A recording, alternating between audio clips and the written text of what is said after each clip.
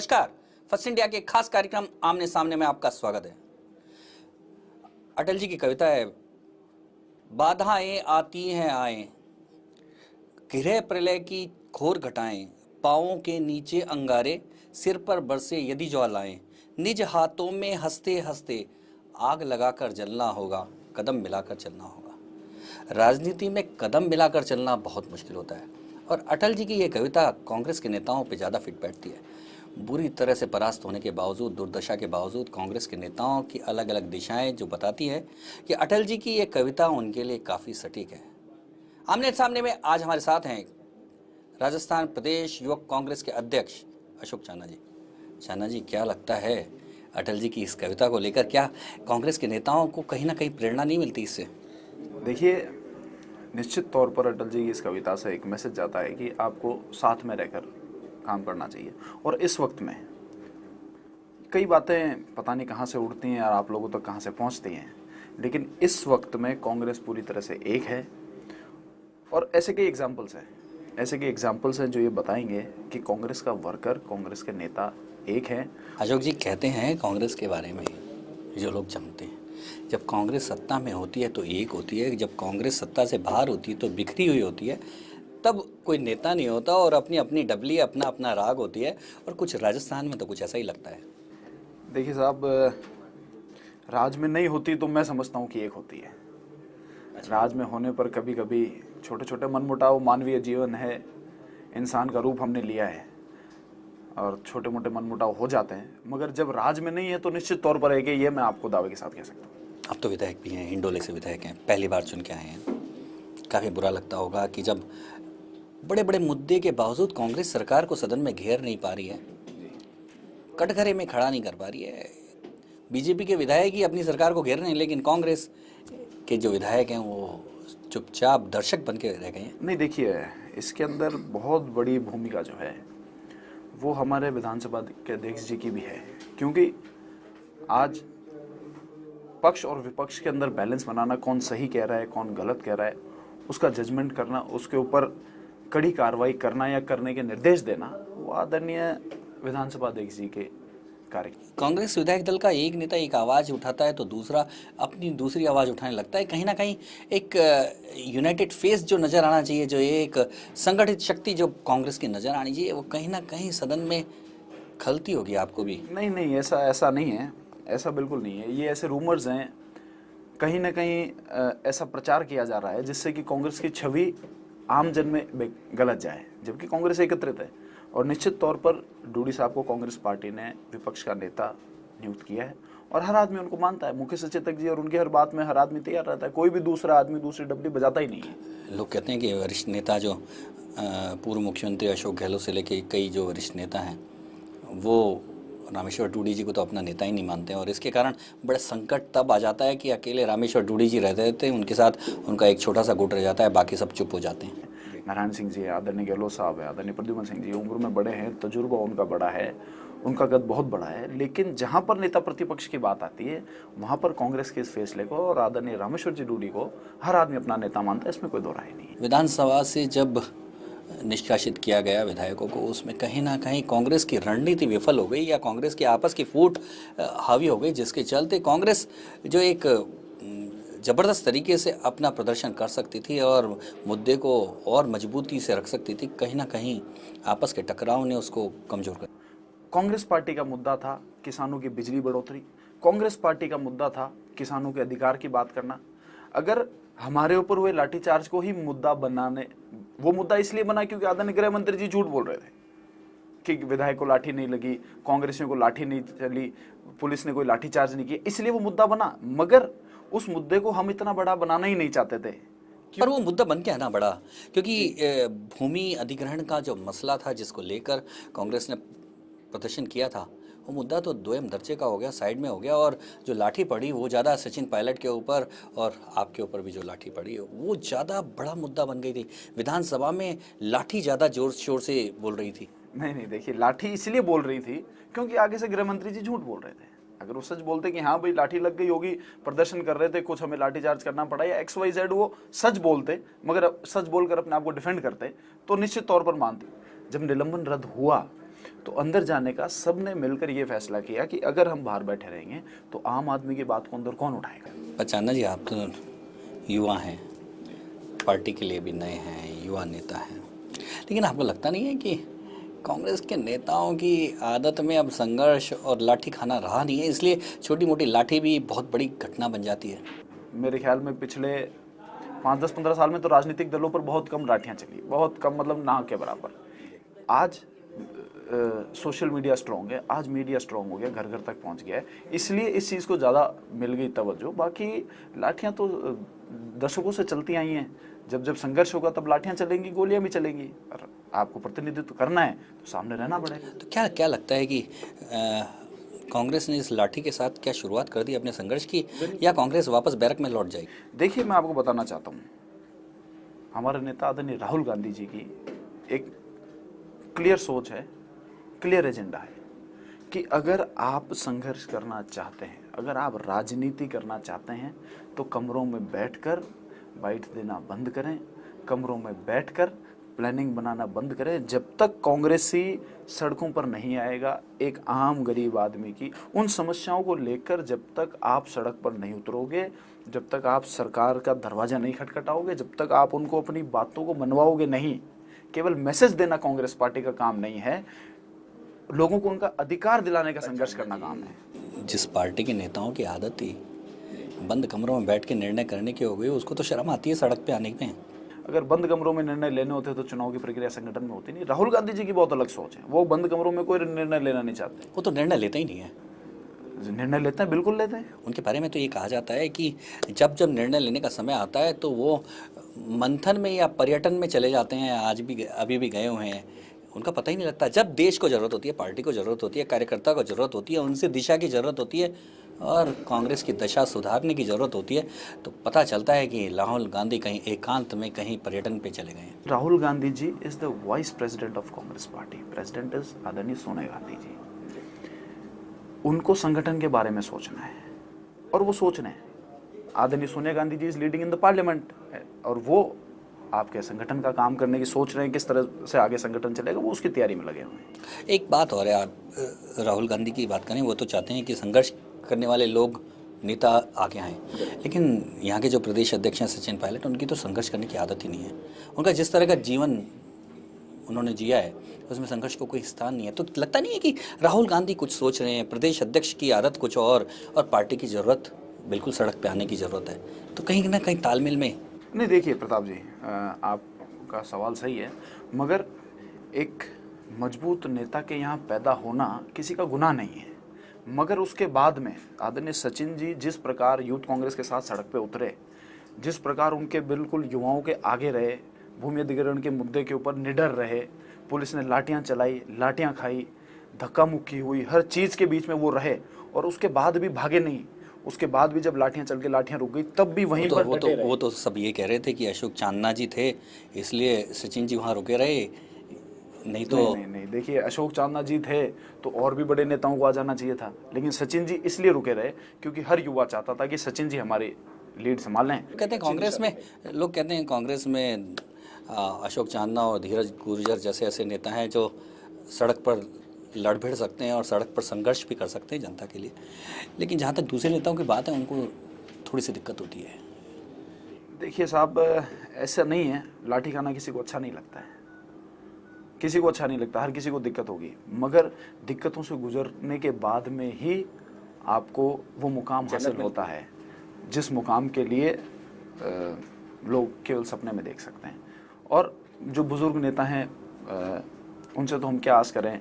पर जानना जी ये भी है कि कांग्रेस में ऐसे नेताओं की भरमार है, आपकी युवक कांग्रेस में होगी, जो चापलूसी के सहारे और मिजाजपूसी करके पद पाए होंगे, तो ऐसे लोगों को तो संघर्ष की आदत ही नहीं होगी। तो आपके लिए साथ ये दिक्कत होगी कि कैसे इन चापलूसखोर नेताओं को कैसे साथ लाएं। नहीं साहब, हमारे युवा कांग्रेस में तो एक एक पद इलेक्शन के माध्यम से हुआ है, एक भी नियुक्ति नहीं है पूरे राजस्थान के अंदर, और सब संघर्षशील लड़के हैं और बहुत मजबूत लड़के इस सिस्टम से आए हैं। लोग इसकी बुराई करते हैं, लेकिन मैं कहना चाहता हूँ फिर क्या बात है कि 1.5 साल हो गए सरकार को, या तो ये सरकार मुझे लगता है कि कांग्रेस के हिसाब से अच्छी चल रही है और इसके कारण उसके पास बोलने को कुछ नहीं है। नहीं, इस सरकार का इस 1 साल में कई बार पर कहीं कांग्रेस दिखाई नहीं दी, कई विरोध हुआ है। क्यों नहीं हुआ है साहब? महंगाई के ऊपर जब सचिन जी पायलट ने ज्वाइनिंग करी तब महंगाई के ऊपर इस सरकार का विरोध किया। अभी बिजली के ऊपर हर जिले के ऊपर एक रस्मी तौर पे चांदना जी, रस्मी तौर पे कार्रवाई कर देना और धरने प्रदर्शन आयोजित करना ना अलग बात होती है। और जिस तरह से अन्ना ने संघर्ष करके जिस तरह से फिजा बदलती थी देश की, क्या कांग्रेस में आप समझते हैं कि इस तरह की जिजीविशा है, इस तरह का फाइटिंग स्पिरिट है कि वो इस माहौल को बदल डाले? अजय साहब, अभी तो आपने कांग्रेस पार्टी के युवाओं का संघर्ष देखा है और ये इस भारतीय जनता पार्टी के राज का पहला संघर्ष है। अभी अभी हमारी सीनियर पार्टी को आप देखिए, बहुत जल्दी पूरा प्लान बनेगा ऐसा नहीं है, कोई बैठा नहीं है, सब सोच रहे हैं कि किस प्रकार मूवमेंट को शुरू किया जाना चाहिए। आखिर में किस नेता की ओर देखें? आपने कहा कि सारा निर्णय तो सोनिया गांधी को करना है, लेकिन लोग राहुल जी से अपेक्षा कर रहे हैं, तो आखिर में किस नेता के साथ कंसल्ट करें, कैसे आगे बढ़ें? क्योंकि केवल राजस्थान नहीं, पूरे देश में ही कांग्रेस की ऐसी हालत है। देखिए, आपका बेसिक फंडा क्लियर होना चाहिए। संगठन की कोई बात है तो निश्चित तौर पर प्रदेश कांग्रेस कमेटी के अध्यक्ष आज आदरणीय सचिन पायलट जी हैं, तो संगठन से रिलेटेड कोई भी बात होगी, कोई भी चर्चा होगी तो उनके पास जाना है, अनुभव लेना है, कोई बात को समझना है, किसी चीज़ को अगर पुराने अनुभवों से जोड़ना है तो और सीनियर लीडर्स कांग्रेस पार्टी के आदरणीय अशोक गहलोत साहब हैं, आदरणीय सीपी जोशी जी हैं, नारायण सिंह जी हैं, बीडी कल्ला जी हैं, प्रद्युमन सिंह जी हैं, बड़े सीनियर लीडर्स हैं, उनके पास राजनीतिक सलाह के लिए, गाइडेंस के लिए, उसके लिए जा सकते। लेकिन संगठन का कोई भी काम है तो निश्चित तौर पर प्रदेश कांग्रेस कमेटी के आदरणीय सचिन पायलट जी हैं और उनके पास जाना चाहिए, और वो बहुत खुले विचार के और सबको। पर दिक्कत यही आ रही है ना, दिक्कत ये आ रही है कि अशोक जी के पास कोई चले जाता है तो सचिन जी नाराज़ हो जाते हैं, सचिन जी के पास कोई चले जाता है तो अशोक जी नाराज़ हो जाते हैं। और आप जैसे यूथ के सामने तो बड़ी दिक्कत ये है कि आखिर में कैसे जाएं? तो लोग ज़्यादातर जो यूथ नेता हैं वो तो अंधेरे में जाते हैं चुपचाप, जिससे कैमरे की पकड़ में भी नहीं आए। देखिए साहब, वो चापलूसी क्राइटेरिया के अंदर आ जाता है। जी जी, ठीक है, और वो ना तो यूथ कांग्रेस करना चाहती है, ना किसी को करनी चाहिए। कांग्रेस पार्टी के साथ हैं और सीनियर लीडर्स सब हमारे नेता हैं, तो इसमें चापलूसी की तो कोई जगह ही नहीं बची। इलेक्टेड होकर जो यूथ कांग्रेस के साथ ही आए हैं, कार्यकर्ता हैं, वो इलेक्टेड होकर आए हैं। कांग्रेस पार्टी हमारी पार्टी है, कांग्रेस पार्टी के अच्छे में काम करेंगे। नेता की खैरात नहीं है ये पद? नहीं, बात खैरात की नहीं है, खैरात तो है, कांग्रेस पार्टी की खैरात तो है ही, पद तो कांग्रेस पार्टी का है। नेता की चापलूसी का परिणाम नहीं है ये पद? नहीं, चापलूसी से तो ऐसे पद मिलने भी नहीं चाहिए। मैं समझता हूँ चापलूसी से जिसको ऐसे मजबूत पद मिलने लग जाएंगे तो फिर इन पदों की गरिमा। पर कांग्रेस की तो परंपरा चापलूसी से ही रही, चुनाव के बाद ये स्थिति शायद बदली है। नहीं, ऐसा नहीं है। देखिए, चापलूसी के नहीं कह सकते हैं, नियुक्ति भी होती तो मजबूत लोगों को नियुक्ति देते। चांदना जी, एक बड़ी बात है कि आप कह रहे हैं भूमि सुधार, भूमि अधिग्रहण कानून, जब कांग्रेस के नेताओं से पूछा जाता है कि अरे भाई इसमें प्रॉब्लम क्या है, तो कोई बता नहीं पाता। आखिर में जिस विधेयक के खिलाफ, जिस बिल के खिलाफ कांग्रेस पूरे देश में इतना हल्ला मचा रही है, कांग्रेस के नेताओं को, जमीनी नेताओं को ये पता तक नहीं है कि आखिर में किन मुद्दों को लेके प्रॉब्लम है, क्या है ये भूमि अधिग्रहण कानून। इस पर चर्चा जारी रखेंगे, अभी लेते हैं एक छोटा सा ब्रेक।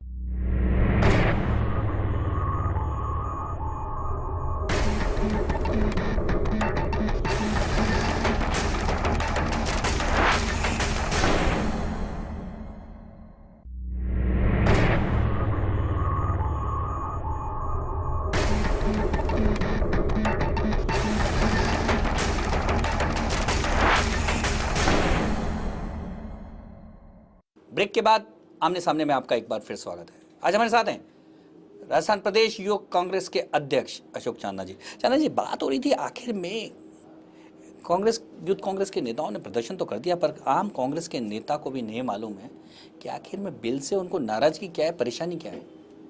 देखिए, 2013 में कांग्रेस पार्टी ने भूमि अधिग्रहण बिल लाया। उसके अंदर कई नियम थे जो कि किसानों के फायदे के थे। 80% किसानों की रजामंदी लेनी होगी,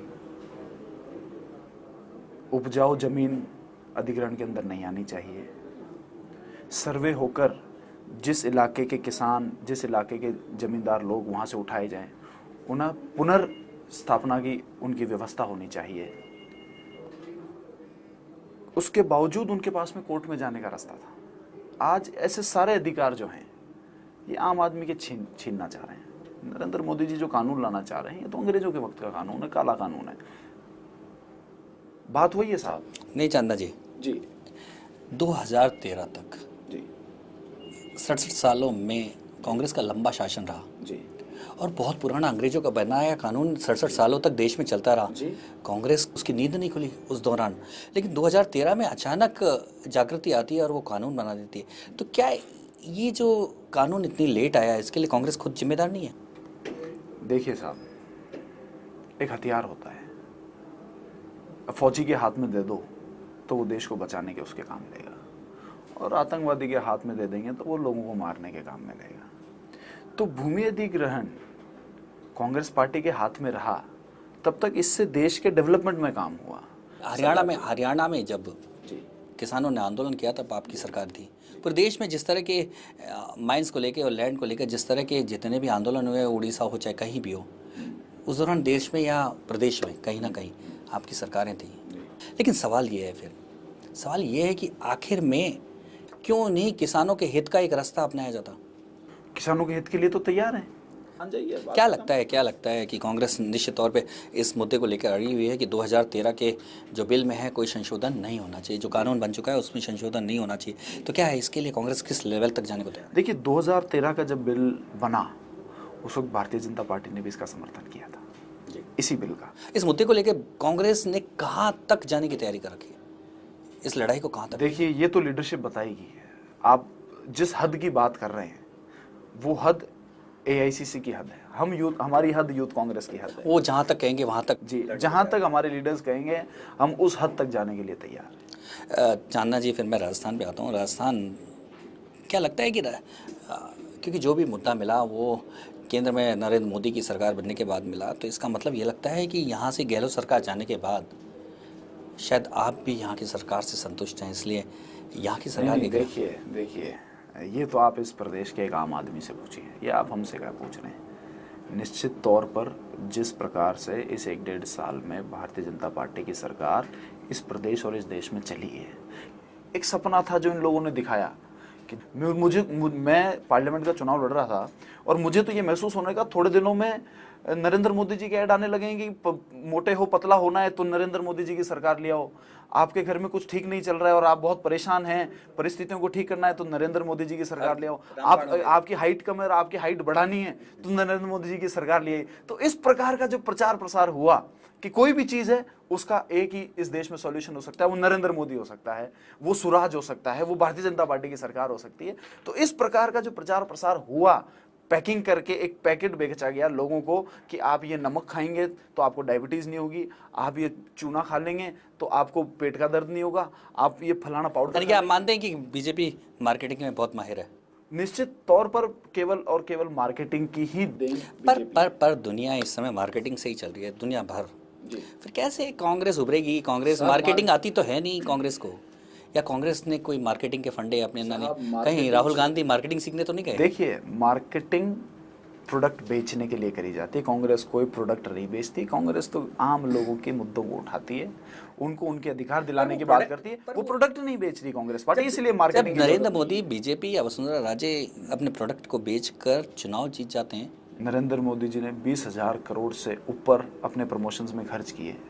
इतना पैसा कांग्रेस पार्टी के नहीं है, कांग्रेस पार्टी के पास नहीं है। कांग्रेस पार्टी तो आम लोगों की पार्टी। और जहाँ तक आप अगले चुनाव की बात कर रहे हैं, हमारे दादाजी कहा करते थे कि झूठ की दौड़ पड़से तक होती है। यानी कि जनता बेवकूफ़ होती है? जनता बेवकूफ़ नहीं होती, जनता भोली होती है। जनता को सपने दिखाकर उसको डाइवर्ट किया जा सकता है कि अगली बार फिर झूठ बोल के फिर सत्ता में आ सकते हैं। वो काट की हांडी एक बार चढ़ती है, काट की हांडी वापस दूसरी बार नहीं चढ़ती है साहब, और ये आप लोगों के सामने आ जाएगा। पर यही बात बीजेपी कांग्रेस के लिए कहती है कि 67 सालों तक लोगों को झुंझुना पकड़ाते रहे, गरीबी हटाने के नाम पे गरीब करते रहे, बेरोजगार कर दिया पूरा देश, इंडस्ट्रियल ग्रोथ के नाम पर देश को रसातल में पहुंचा दिया, महंगाई को सिर पे चढ़ा दिया, भ्रष्टाचार से पूरे देश को डुबो दिया, इसलिए जनता ने उसको नकार दिया। ऐसे बीजेपी पे आरोप लगाती है। देखिए आरोप, मैं आपको बताऊं, आरोप लगाना बहुत आसान काम होता है, पर ये हमने देखा जब खुद काम करते हैं। कांग्रेस पार्टी एक ऐसी पार्टी है जिनके नेताओं ने जब गलतियां करी, हुई चाहे नहीं हुई, उनको बिहाइंड द बार्स डाला, उनके मंत्रालय छीने। पर फिर भी लगातार भ्रष्टाचार पे कोई कंट्रोल नहीं रहा।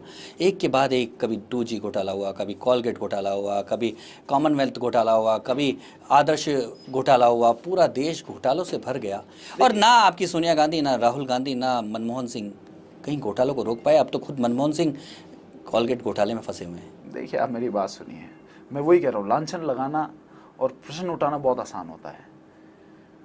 जब कॉमनवेल्थ की बात हुई तो कलमाड़ी जी के ऊपर कार्रवाई हुई, 2G की बात हुई तो पर वो सारे के सारे सुप्रीम कोर्ट के कारण, सरकार ने कोई कार्रवाई नहीं की। जब सुप्रीम कोर्ट ने इन सब मुद्दों को टेकअप किया, सुप्रीम कोर्ट के ऑर्डर पे सारे सब कुछ वो कार्रवाई हुई। नहीं, देखिए, कार्रवाई हुई, लेकिन अभी तक सिद्ध तो नहीं हुआ, कोई उसका जजमेंट तो नहीं आ गया। पर जिस मुद्दे को आप कह रहे हैं कि कांग्रेस ने अपने नेताओं के खिलाफ कार्रवाई की, कांग्रेस की सरकार ने नहीं की, कोर्ट के ऑर्डर पे सारी कार्रवाई हुई। सरकारें कई बार मैनिपुलेट कर देती है, लेकिन कांग्रेस पार्टी ने अपने किसी भी भ्रष्ट नेता को बचाने की एक दिन के लिए भी कोशिश नहीं करी। मैं तो समझता हूँ ये कांग्रेस का बहुत बड़ी समझदारी रही। क्या लगता है राजस्थान सरकार के बारे में, आपको क्या लगता है? देखिए साहब, सरकार तो 18 में कांग्रेस पार्टी हारी। कांग्रेस इसी तरह से इंतजार करती रहेगी कि उसकी सत्ता आएगी? ना, सड़क पे उतरना शुरू कर दिया। अभी तो बच्चे उतरे हैं, अभी तो हमारे बड़े बाकी हैं। पर इस सरकार से आमतौर पे आम आदमी तो नाखुश नहीं है। और अभी थोड़ा काम करने का वक्त देना पड़ेगा, कुछ वक्त तो महीना 15 दिन, इतना बड़ा प्रदेश है, ऐसा हुआ है तो अभी तक कदम कोई उठा नहीं है। आपको लगता है कि सरकार काम कर मैंने राहत पहुंचाएगी? क्या लगता है? देखिए, अभी तक तो कोई राहत पहुंची नहीं है, मगर राहत पहुंचाने का वक्त तो हमें देना पड़ेगा। राहत नहीं पहुंचेगी तो निश्चित तौर पर आंदोलन होंगे। कांग्रेस बार बार एक मुद्दा उठाती है कि भाजपा के नेताओं ने बड़े वादे किए थे और पूरे नहीं हुए, और अपने बंद कोठरी में चर्चा करके चुप हो जाती है। पर कहीं भी जनता से समर्थन नहीं मिलता आपकी इन बातों को। ये आप कैसे कह सकते हैं? लग रहा है इसलिए कांग्रेस कहीं सड़क पे नजर नहीं। देखिए, जनता से अगर समर्थन नहीं मिलता तो उपचुनाव में 3 सीटें 4 में से कांग्रेस पार्टी की नहीं आती। पंचायत चुनाव में क्या? पंचायत राज में 12 जिला परिषद बनाई है और 105 से ऊपर, लमसम 112 115 पंचायत समितियां बनाई हैं। पिछली बार जब बीजेपी की सरकार थी तब भी पंचायत राज में कांग्रेस काफी मजबूत थी। इस बार जो दुर्दशा हुई है उसका क्या कारण है? नहीं, देखिए, आप मेरी बात सुनिए। दुर्दशा, आप इसको कैसे दुर्दशा कह सकते हैं? 12 जिला परिषद कांग्रेस पार्टी पहली बार ऐतिहासिक रूप से कम आ गई। पहली बार ये तो ऐतिहासिक रूप से तो विधानसभा में भी कम आई, ऐतिहासिक रूप से पार्लियामेंट के भी अंदर कम आई, पंचायत राज में भी आ गई। पंचायत राज में सुधार है। अब राहुल गांधी जो आपके नेता हैं, उनका कहना है कि पार्टी के अंदर भी लोकतंत्र होना चाहिए, और इस लोकतंत्र के मुद्दे को लेकर कहते हैं कि जो कि चर्चा है, आमतौर पे चर्चा है कि उनकी माँ से भी ठन गई, यानी सोनिया गांधी से भी ठन गई है। उनका कहना है कि नहीं, मैं तो चुनाव करवाऊंगा। क्या लगता है आपको, पार्टी में चुनाव होने चाहिए? देखिए साहब, निश्चित तौर पर राहुल गांधी जी एक विजन वाले आदमी हैं। वो केवल आधा 1 घंटा भाषण देकर अपना काम खत्म नहीं करना चाहते। होंगे ऐसे नेता जो केवल समझते हैं कि भाषण दे दो और अपना काम खत्म, तालियां बज गई, पब्लिक ने तालियां बजा दी और अपने घर जाके सो। पर इस चुनाव में जिस तरह का पैसा चलने लग गया है, अभी NSUI के चुनाव हो रहे हैं और आपके ही कैंडिडेट जो अध्यक्ष पद के कैंडिडेट है वो तक आरोप लगा रहे हैं कि धनबल का उपयोग हो रहा है। देखिए, खिसियाई बिल्ली खंबा नोचे, एक कहावत है। जब भी चुनाव होते हैं, चाहे सरकारी चुनाव हो चाहे संगठनात्मक चुनाव हो, ये लांछन हमेशा लगेगा। ये आप लिख के रख लो। जिनको नहीं मिलता है, देखिए, वो तो रोते हैं।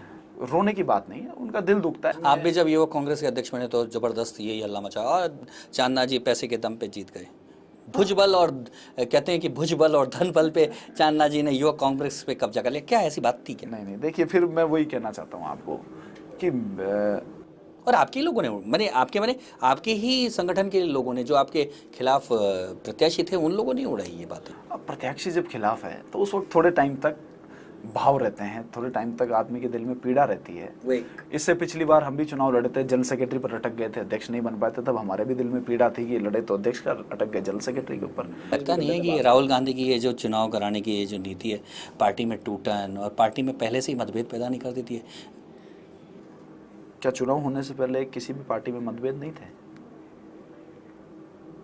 देखिए, चुनाव होने से पार्टी से वो लोग जुड़ रहे हैं जिनको चापलूसी करने की आदत नहीं है। और राहुल गांधी जी यही कहते हैं हमेशा कि मैं चाहता हूं कि नेता कोई भी चापलूसी से ना बने।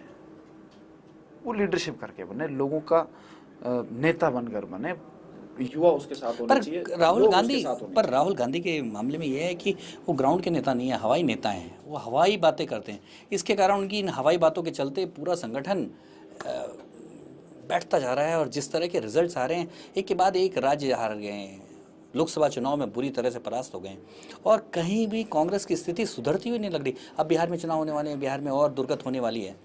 तो क्या लगता नहीं है राहुल गांधी की ये जो नीति है वो पार्टी के कार्यकर्ता भी कहीं ना कहीं नकार रहे हैं?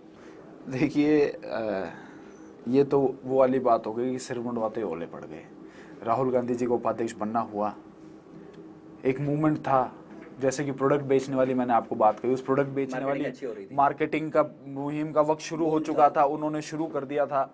तो उस वक्त में राहुल गांधी जी का आना हुआ। वो आईपीएल के टाइम पे कबड्डी खेलने लग गए। नहीं, कबड्डी नहीं खेल रहे हैं, वो तो आईपीएल ही खेलना चाहते हैं, लेकिन सब कुछ लोगों ने पहले से फिक्स कर लिया। उनके आने से पहले सब कुछ फिक्स था।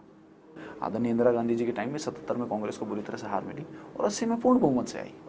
राम मंदिर के नाम पर भी इंदिरा गांधी के बारे में सब जानते हैं कि वो जमीन से उठी हुई और उन्होंने संघर्ष जमीन पे किया था, सड़क पे किया था, आज़ादी के आंदोलन से जुड़ी रही। मैं वही कह रहा हूँ कि राहुल जी को संघर्ष करने का वक्त तो ये 4 साल मिले, अभी तक तो वो राज में थे, संघर्ष कैसे? यानी कि अब वो संघर्ष का उनको अनुभव आएगा जब राज से बाहर हो जाए। बिल्कुल करेंगे और इस देश का युवा उनकी तरफ देख रहा है। पर आपके कुछ नेता दबी जवान अब ये कहने लगे हैं कि राहुल गांधी से तो अच्छे दिग्विजय सिंह या अशोक गहलोत ज़्यादा अच्छे राष्ट्रीय अध्यक्ष साबित हो सकते हैं। क्या आपको नहीं लगता कि राहुल गांधी को एक बार किनारे रखे, उनको मंथन के लिए उनको पूरा मौका देना चाहिए और दिग्विजय सिंह या अशोक गहलोत जैसे जो अनुभवी नेता हैं उनके हाथ में एक बार कमान देनी चाहिए?